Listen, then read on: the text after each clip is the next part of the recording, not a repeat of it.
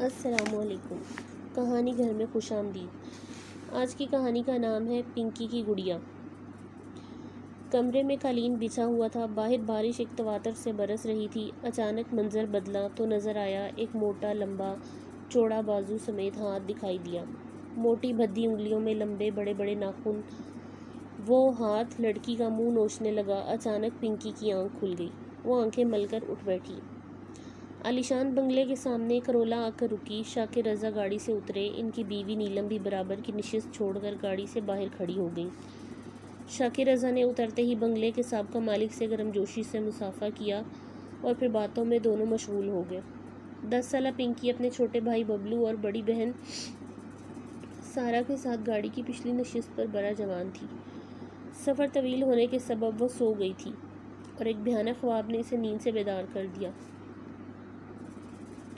پنکی، سارا، ببلو، جلدی سے آؤ، ہم نئے گھر پہنچ گئے ہیں۔ نیلم نے اپنے تینوں بچوں کو آواز لگائی تو وہ تینوں بچے بھی ممی بابا کے ساتھ بنگلے میں داخل ہو گئے۔ وہ عالیشان بنگلہ تھا جو وسیع رقبے پر پھیلا ہوا تھا۔ شاکر رضا نے لاک میں چابی گھما کر مین ڈور کھولا۔ اندر تمام لائٹس آن تھیں۔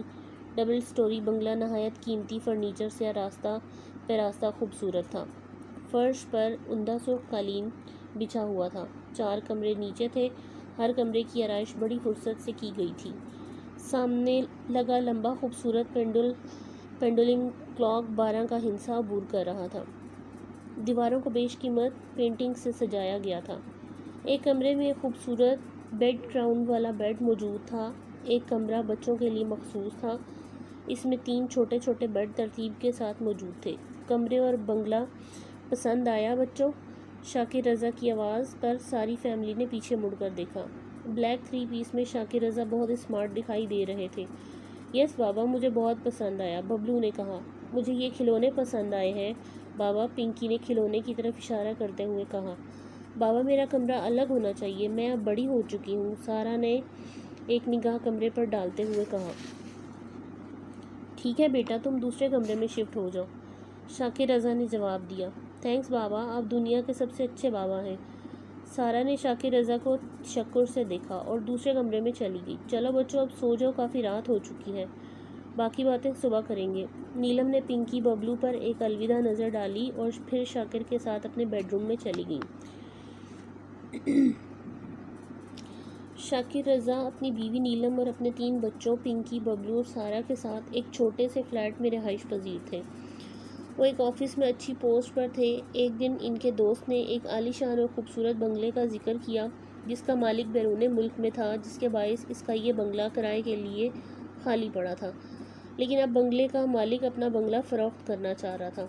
شاکر رضا کو قوی امید تھی کہ ایسا بنگلہ کروڑوں میں ملے گا، لیکن جب اس کا ریٹ سنا تو حیرت سے اچھل پڑے۔ چنانچہ انہوں نے یہ فیصلہ کیا وہ یہ آفر ہاتھ سے نہیں جانے دیں گے اور انہوں نے وہ بنگلہ نہایت سستے داموں خرید لیا اور اپنی فیملی سمیت اس میں شفٹ ہو گئے۔ بچوں کی سمر ویکیشنز چل رہی تھیں، اسی لیے وہ گھر میں ہی رہتے تھے۔ پنکی بیٹا کیا کر رہے ہو؟ نیلم پنکی کو آوازیں دیتی ڈرائنگ روم میں آ گئی۔ پنکی صوفے پر بیٹھی ایک گڑیا سے کھیل رہی تھی۔ پنکی، یہ کیا ہے؟ نیلم نے پھٹی پھٹی آنکھوں سے استفسار کیا۔ پنکی کے ہاتھ میں ایک ہیبت ناک گڑیا موجود تھی جس کے بال کھلے ہوئے تھے، منہ سائیڈ سے جھلسا ہوا تھا۔ وہ دھول سے اٹی پڑی تھی جس سے اندازہ ہو رہا تھا کہ وہ بہت ہی پرانی گڑیا ہے۔ ممی، یہ گڑیا مجھے کھلونوں کی الماری سے ملی ہے نا، کتنی یونیک؟ پنکی نے مسکراتے ہوئے گڑیا کی تعریف کی۔ بیٹا، یہ گڑیا بہت پرانی ہے، بابا کے ساتھ جا کر نئی گڑیا لے آنا، نیلم نے کہا۔ لیکن ممی، مجھے اسی گڑیا سے کھیلنا ہے، میں اس کے کپڑے بدل کر اسے نیا کر دوں گی۔ پنکی نے ضد کی تو نیلم نے ہتھیار ڈال دیے۔ ٹھیک ہے بیٹا، لیکن پہلے کھانا کھا لو، تم نے صبح سے کچھ نہیں کھایا، نیلم نے کہا تو پنکی اپنی گڑیا کو گود میں اٹھائے ممی کے ساتھ ڈرائنگ روم میں چلی گئی اور پھر کھانا کھانے کے بعد پنکی نے اپنی گڑیا کو نئے کپڑے پہنائے، اس کے بال سنوارے اور اس کا منہ صاف کیا۔ حیرت کی بات یہ تھی کہ گڑیا اب بالکل نئی جیسی لگ رہی تھی۔ اس کے چہرے سے جلنے کا نشان غائب تھا جسے کبھی تھا ہی نہیں۔ پنکی باہر لان میں بچوں کے ساتھ کھیلنے لگی۔ پنکی، یہ گڑیا تمہیں کہاں سے ملی؟ مینا نے استفسار کیا۔ یہ گڑیا مجھے کھلونوں کی الماری سے ملی اور پتہ ہے وہاں سے مجھے اور بھی ڈھیر سارے کھلونے ملے ہیں، پنکی نے چہک کر بتایا۔ لیکن پنکی، یہ گڑیا गुड़िया तो मीना कुछ कहना चाहती थी, लेकिन इसके भाई अली ने मीना के मुंह पर हाथ रख दिया। मीना, मम्मी ने मना किया था ना गुड़िया के मुतालिक बताने से। क्यों, क्या ख़ास बात है इस गुड़िया में, क्या राज छुपा है? पिंकी ने भवें सुकेड़ कर मुतजस्सिस होकर पूछा। पिंकी, वो दरअसल बस तुम ये गुड़िया कहीं फेंक दो या फिर जला दो, या कहीं गड्ढा खोद कर दफना दो। मेरी मम्मी कहती है इस घर में आसेब का साया है। मीना का अंदाज डरा देने वाला था। अच्छा ठीक है, मैं अभी इस गुड़िया को जला देती हूँ, मीना ने कहा और माचिस मंगाकर गुड़िया को आग लगा दी। पिंकी, मीना, अली और बबलू तीनों दायरे की शक्ल में खड़े जलती गुड़िया को देखने लगे। वैसे मीना, ये आसेब क्या होता है? पिंकी ने नासमझी से सवाल दागा। इतने में मस्जिद से मौज़िन ने मगरिब की अजान दी तो अली ने मीना का हाथ थामा और पिंकी को मुखातिब किया। अच्छा पिंकी, हम घर जा रहे हैं, कल खेलेंगे। अली ये कहकर अपनी बहन मीना का हाथ पकड़े घर की जानिब चल दिया। पिंकी इन्हें दूर तक देखती रही। इसे अपनी गुड़िया के जल जाने का ज़्यादा अफसोस न था, ताहम इसे लफ्ज़ आसेब डरा रहा था। रात को डाइनिंग टेबल पर वो अपनी मम्मी से ये सवाल कर रही थी, मम्मी आसेब क्या होता है? वो नासमझी में नीलम की तरफ देखने लगी, जो कि अब हैरत से इसे घूर रही थी। पिंकी बेटा, आपने ये लफ्ज़ कहाँ सुना है? मम्मी, साथ वाले घर से मीना और अली आए थे ना, वो कह रहे थे कि इस घर में आसेब का साया है। पिंकी ने मासूमियत से जवाब दिया। बेटा, आइंदा आपने अपने किसी फ्रेंड की ऐसी कोई बात नहीं सुननी। आसेब वगैरह कुछ नहीं होता। मध्य मुकाबिल कुर्सी पर दराज शाकिर ने बरजस्ता जवाब दिया, जो चिकन से इंसाफ करने के बाद टिश्यू से हाथ साफ कर रहे थे।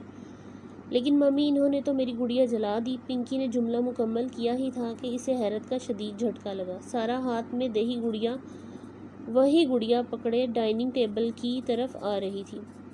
पिंकी, ये लो अपनी गुड़िया, बाहर लॉन में बेयारो मददगार पड़ी थी, वैसे कोई चीज़ संभाल कर नहीं रखती तुम। सारा ने गुड़िया डाइनिंग टेबल पर रख दी और ख़ुद कुर्सी खींचकर खाना खाने में मशगूल हो गई। पिंकी बेटा, ये रही आपकी गुड़िया, और ख़बरदार आइंदा मीना और अली आए तो इन्हें सख्ती से कह देना कि सिर्फ मेरे साथ खेलो, मुझे डराने की ज़रूरत नहीं। मेरी मम्मी ने मना किया है आसेब वगैरह की बातें करने से। नीलम ने पिंकी की गुड़िया जलाने वाली बात को इसकी नासमझी समझते हुए रद्द कर दिया और फिर चावल प्लेट में डालने लगी। मम्मी, मैं सच कह रही हूँ, मैंने गुड़िया को खुद जलाया था। पिंकी ने नीलम को फिर से मुखातिब किया। पिंकी बेटा, खामोशी से खाना खाओ, और अब नो मस्ती नो मजाक, शाकिर ने पिंकी को शहादत की उंगली से वार्न करते हुए कहा। पिंकी बजिद रही, लेकिन सब ने इसकी बात को इग्नोर किया। रात में पिंकी ने इस गुड़िया को वापस अलमारी में रख दिया और ख़ुद सोने के लिए बेड पर लेट गई। आधी रात को प्यास की शिद्दत से पिंकी की आंखें खुल गईं। इसने साइड टेबल पर नज़रें दौड़ाईं तो देखा शीशे का जग खाली था। वो किचन में पानी की गर्ज से गई तो इसने देखा स्टोर रूम का ज़ीरो का बल्ब ऑन है, लेकिन मम्मी तो सारी लाइट्स ऑफ कर देती हैं। वो दिल ही दिल में चुलबुलाई और लाइट ऑफ करने की गर्ज से स्टोर रूम में गई तो इसने देखा स्टोर रूम की आहिनी दीवार पर किसी औरत का साया है, जो कि किसी बच्चे का गला काट रही है। अचानक दीवार पर खून के छींटे गिरे, फिर खून से किसी ने दीवार पर लिखा, चले जाओ, ये मेरा घर है, मैं तुम सबको मार दूंगी। खौफ से पिंकी की चीखें निकल गईं, जिसने घर के दरो दीवार हिला दिए। क्या हुआ पिंकी बेटा? नीलम ने खुद से लिपटी पिंकी से सवाल किया, जो खौफ से थर थर कांप रही थी। मम्मी, वो सामने दीवार पर खून है, वो बमुश्किल हकलाते हुए जुमला मुकम्मल कर पाई। लेकिन सामने दीवार पर तो कुछ नहीं है नीलम। कुछ नहीं है, नीलम ने सामने नज़रें दौड़ाते हुए जवाब दिया। पिंकी बेटा, आपने कोई डरावना ख्वाब देखा है, पिंकी के वालिद शाकिर साहब ने पिंकी के सर पर हाथ फेरते हुए कहा। तो पिंकी ने सामने दीवार पर फटी फटी नज़रों से देखा तो अब वहाँ कुछ भी ना था। लेकिन मम्मी, सामने दीवार पर खून की छींटे थे और कुछ लिखा भी था। पिंकी खौफ व हरास के साथ बोल रही थी। पिंकी, आप रात को यहाँ क्या कर रही हो? चलो बाबा की गोद में आओ, बाबा आपको खुद रूम में छोड़ कर आएंगे। बाबा ने पिंकी को गोद में उठाकर शफकत से इसका माथा चूमा और इसे कमरे में ले गए। बाबा, मैं सच कह रही हूँ, मैंने वहाँ कुछ देखा था, सामने दीवार पर किसी औरत का साया, जो किसी अपने। पिंकी कुछ कहना चाहती थी, लेकिन शाकिर साहब ने उंगली रखकर इसे चुप करवा दिया। وہ جھپکی دے کر پنکی کو سلانے کی کوشش کر رہے تھے۔ اچانک پنکی کی نظریں سامنے گلاس ونڈو پر پڑی۔ وہاں پنکی کی گڑیا کھڑی مسکرا رہی تھی۔ اس کا چہرہ سائڈ سے جلا ہوا تھا، اس کی سپاٹ آنکھوں سے نیلی روشنی پھوٹ رہی تھی۔ پنکی نے خوف سے آنکھیں بند کر لیں۔ صبح شاکر صاحب آفس چلے گئے تو پنکی بھی لان میں آ کر پودوں کو پانی دینے لگی۔ وہ رات کے واقعے کو بھول نہیں پائی تھی، تاہم وہ سوچ رہی تھی کہ اب وہ دوبارہ کبھی اسٹور روم کا رخ نہیں کرے گی۔ پنکی کی ممی نئی ملازمہ سے صفائی کروا رہی تھی۔ نیا گھر کافی بڑا تھا، اسی لیے انہوں نے ملازمہ کا انتظام کر لیا تھا۔ وہ صوفے پر بیٹھی ناخن گھس رہی تھیں، تبھی ملازمہ مخاطب ہوئی۔ باجی ایک بات تو بتائیں، آپ نے یہ گھر کیسے خرید لیا؟ لوگوں کا کہنا ہے یہ گھر آسیبی ہے۔ نیلم نے شاکر کی نظروں سے اسے گھورا۔ آسیب اور آسیبی کیا مطلب؟ ہائے باجی، آپ کو نہیں پتہ اس گھر میں آسیب ہے؟ آپ سے پہلے جو کرایہ دار یہاں رہتے تھے نا۔ ملازمہ اب جھاڑو چھوڑ کر نیلم کے قریب آ گئی اور قدرے سرگوشیانہ انداز میں گویا ہوئی۔ ان سب کی موت ہو گئی۔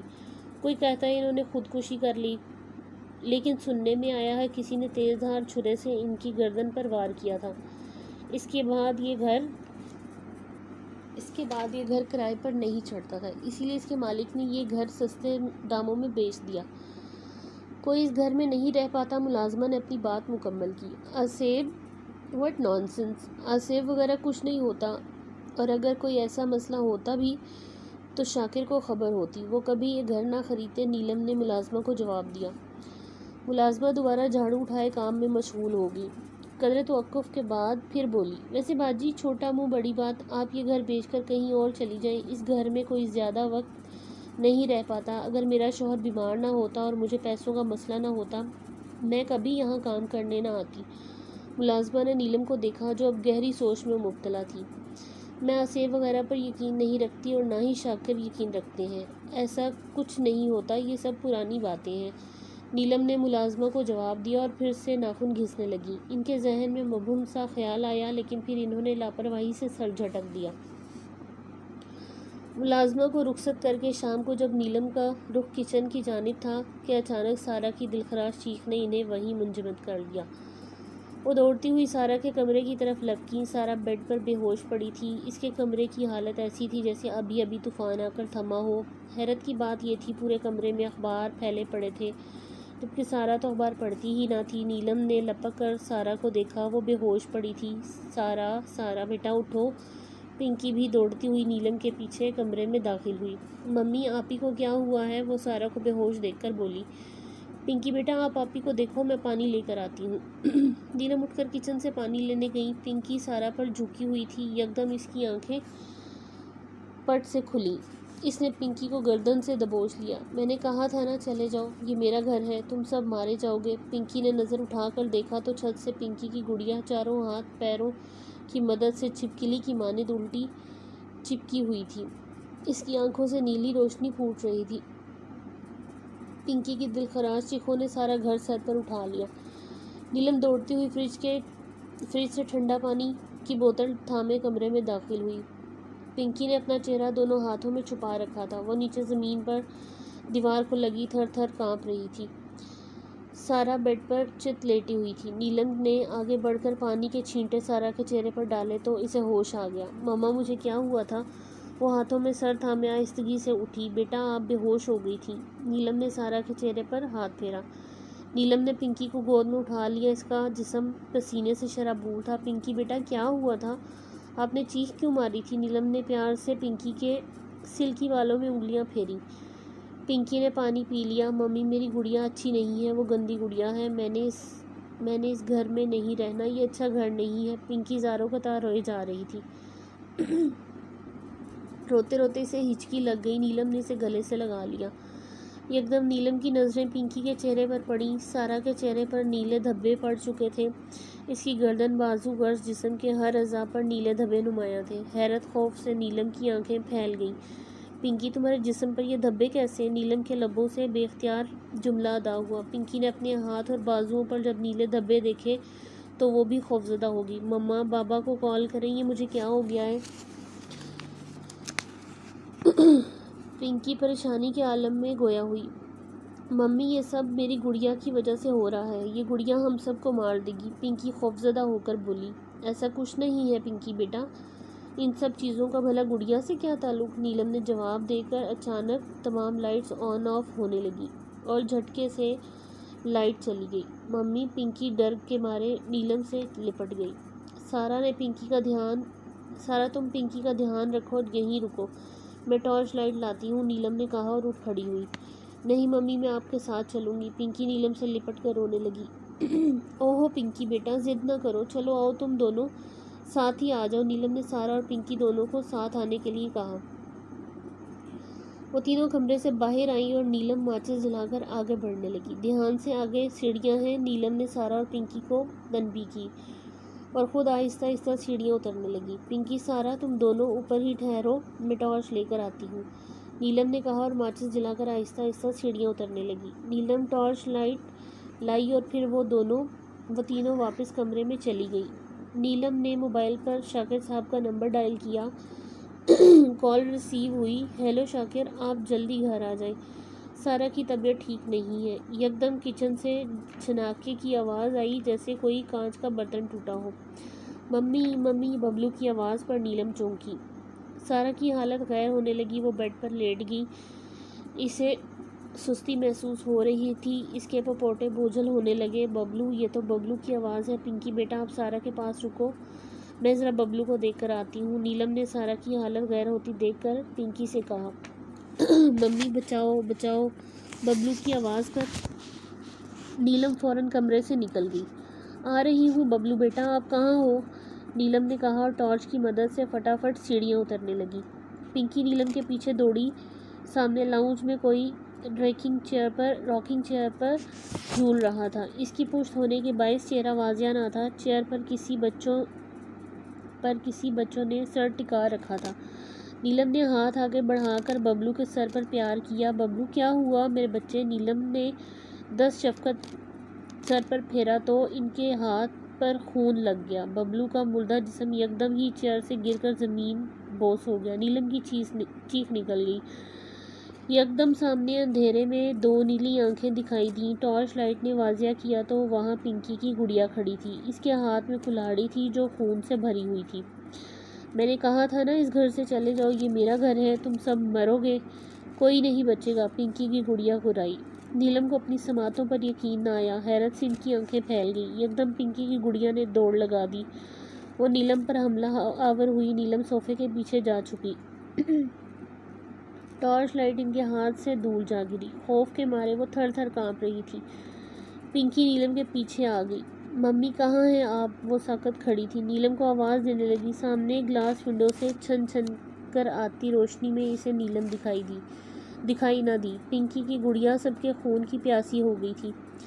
اچانک سناٹا چھا گیا، باہر موسم ابر آلود ہو گیا اور بارش زمین کو بھگونے لگی۔ نیلم زبان کو تالا لگائے کونے میں سسک رہی تھی، صوفے کے پیچھے چھپی رو رو کر اپنے بچوں کی سلامتی کی دعائیں مانگ رہی تھی۔ پنکی نیلم کو ڈھونڈتی آگے بڑھی تو ٹھوکر کھا کر لڑکھڑا گئی۔ زمین پر ببلو کی لاش ساکت پڑی تھی، خوف سے پنکی کی چیخیں حلق میں ہی دب گئیں۔ پنکی کے سامنے دو نیلی آنکھیں دکھائی دیں۔ پنکی کی گڑیا گلاس ونڈو کے سامنے کھڑی ہو گئی۔ گلاس ونڈو سے آتی چاند کی روشنی نے اسے واضح کر دیا، آج تک اس گھر میں جو بھی آیا وہ مارا گیا، تم سب بھی مرو گے، گڑیا گرجدار آواز میں گویا ہوئی۔ اس نے کلہاڑی اٹھائی تو پنکی نے کانوں پر ہاتھ رکھ لیے اور آنکھیں بند کر کے آیت الکرسی کا ورد کرنے لگی۔ اور جب پنکی نے آنکھیں کھولی تو گڑیا غائب تھی۔ وہ حیرت سے ادھر ادھر دیکھنے لگی۔ اچانک سامنے سے شاکر صاحب ہاتھ میں بریف کیس سامنے آتے دکھائی دیے۔ پنکی بیٹا یہ لائٹس کیوں آف ہیں، سب کہاں ہیں، انہوں نے تعصب سے پوچھا تو پنکی دوڑتی ہوئی اپنے بابا شاکر سے لپٹ کر رونے لگی۔ اس نے بابا کے عقب میں دیکھا تو شاکر صاحب ایک ڈاکٹر کو لے کر لاؤنج میں داخل ہو رہے تھے۔ اگر وہ بابا ہیں تو یہ ساتھ کون ہے؟ سیکنڈ کے 1000ویں حصے میں پنکی کے ذہن کی اسکرین پر خیال ابھرا۔ اس نے سر اٹھا کر دیکھا تو وہی نیلی آنکھیں چمک رہی تھیں۔ وہ چیخ مار کر بہروپیہ سے دور ہوئی۔ شاکر صاحب کے قدم لاؤنج میں رکھتے ہی وہ بہروپیہ ہوا میں تحلیل ہو گیا۔ پنکی بیٹا آپ کی ممی اور سارا کہاں ہیں؟ وہ سہمی سی صوفے پر بیٹھ گئی۔ بابا وہ اوپر ہے۔ شاکر صاحب نے سیل فون کی ٹارچ آن کی اور ڈاکٹر کے ساتھ سیڑھیاں چڑھنے لگے۔ پنکی صوفے پر سہمی بیٹھی تھی۔ یکدم اس کی نظر شاکر اور ڈاکٹر کے پیروں پر پڑی۔ دونوں کے پاؤں الٹے تھے۔ اچانک دروازے پر دستک ہوئی، پھر چابی گھما کر کوئی لاؤنج میں داخل ہوا۔ اتنا اندھیرا کیوں ہے؟ نیلم، سارا سب کہاں ہیں؟ شاکر صاحب کی آواز سماعتوں سے ٹکرائی۔ پنکی خوف سے آنکھیں پھاڑ پھاڑ کر اپنے بابا شاکر کو دیکھ رہی تھی۔ یکدم کسی نے تیز دھار کلہاڑے سے وار کیا اور شاکر صاحب کی گردن تن سے جدا ہو گئی۔ خون کا فوارہ گردن سے نکلا۔ شاکر صاحب کا بے جان وجود زمین پر ساکت پڑا تھا۔ پنکی صوفے سے نیچے اتر کر دھیرے دھیرے پیچھے کو چلنے لگی۔ وار کرنے والی کوئی اور نہیں، پنکی کی گڑیا ہی تھی، سارا آپی۔ پنکی نے مبہم سا سارا کو پکارا۔ یکدم سیڑھیوں سے لڑکتی سارا کی لاش پنکی کے پاؤں کو چھونے لگی۔ اس کی گردن پر بھی تیز دھار کلہاڑی سے وار کیا گیا تھا۔ دیکھ لیا سارا کا حال، اب تیری باری ہے، گڑیا نے کہا اور کلہاڑی کو سر سے اوپر کیا۔ اچانک لاؤنج میں تیز آندھی چلنے لگی۔ تمام فرنیچر آندھی کی زد میں آ کر گول گول ہوا میں گھومنے لگا۔ سامنے ایک عورت اور 2 بچے کھڑے تھے، آندھی رکنے پر واضح دکھائی دینے لگے۔ تینوں نے سفید کپڑے زیب تن کر رکھے تھے۔ اے گڑیا، اب تیرا کھیل ختم ہوا، یہ کہہ کر اس عورت نے ہوا میں ہاتھ بلند کیا اور مٹھی بھینچ لی۔ گڑیا ہوا میں معلق ہوئی اور دیکھتے ہی دیکھتے تڑپ تڑپ کر جل کر خاک ہو گئی۔ اور نیلم نے بھاگ کر پنکی کو گلے سے لگا لیا۔ تم لوگ خوش قسمت ہو، آج پورے چاند کی رات میں تم لوگوں کی بدولت اس گڑیا کا خاتمہ ہو گیا۔ یہ کہہ کر وہ تینوں روحیں ہوا میں تحلیل ہو گئی۔ نیلم پنکی کو لے کر گھر چھوڑ کر چلی گئی۔ اب وہ گھر سنسان پڑا ہے، آج تک اس کے گھر میں کوئی نہیں آیا۔ کہتے ہیں کہ پھر کبھی کسی نے وہ گھر نہیں خریدا، لیکن ایک گڑیا جس کی آنکھوں سے نیلی روشنی نکلتی ہے، آج بھی اندھیری رات میں کمرے کے گلاس ونڈو میں کھڑی دکھائی دیتی ہے۔